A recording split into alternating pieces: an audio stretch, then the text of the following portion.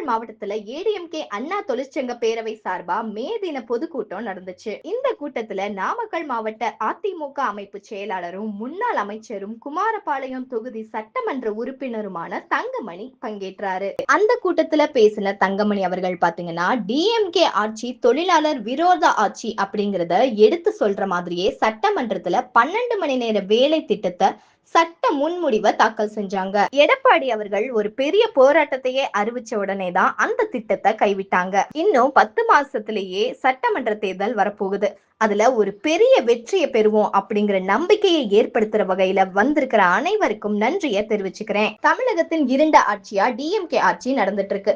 எந்த பிரிவு மக்களுக்காவதும் இந்த ஆட்சி பயனளிக்குதானா? இல்ல. இந்த பகுதி விசைத்தறி மிகுந்த பகுதி. விசைத்தறி தொழில் பாத்தீங்கன்னா நலிவடைந்துகிட்டே வருது.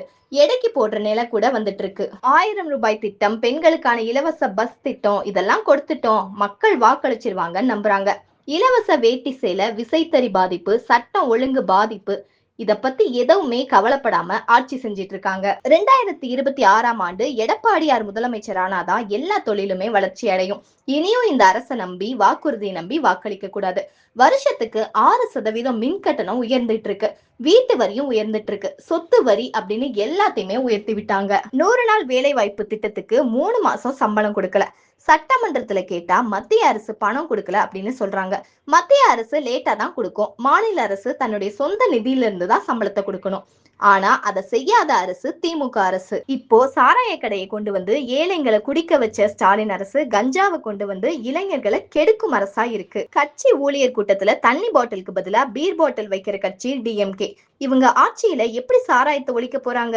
எனக்கு சுத்தமா தெரியல. மக்களுக்கு பாதுகாப்பான ஆட்சி வேண்டும்னு சொன்னா எடப்பாடி ஆட்சிக்கு வந்தாதான் நடைபெறும் அப்படிங்கறத புரிஞ்சுக்கணும். ஒரு அமைச்சர் ராஜினாமா செஞ்சிருக்காரு.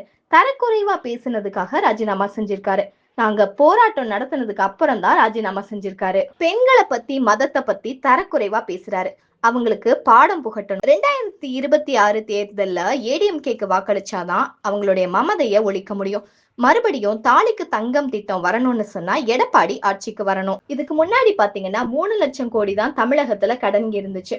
இப்போ பாத்தீங்கன்னா எந்த ஒரு திட்டமுமே செய்யாம 10 லட்சம் கோடி கடன் வச்சிருக்காங்க அப்படின்னு கடுமையா விமர்சனம் பண்ணிருக்காரு தங்கமணி அவர்கள். இந்த மாதிரியான லேட்டஸ்ட் அப்டேட்ஸ்ல உடனுக்குடனே வரணும்னா மறக்காம நம்ம சேனல் ட்ரெண்டிங் டார்கெட்க்கு சப்ஸ்கிரைப் பண்ணி ஷேர் பண்ணுங்க. பாய், தேங்க்யூ.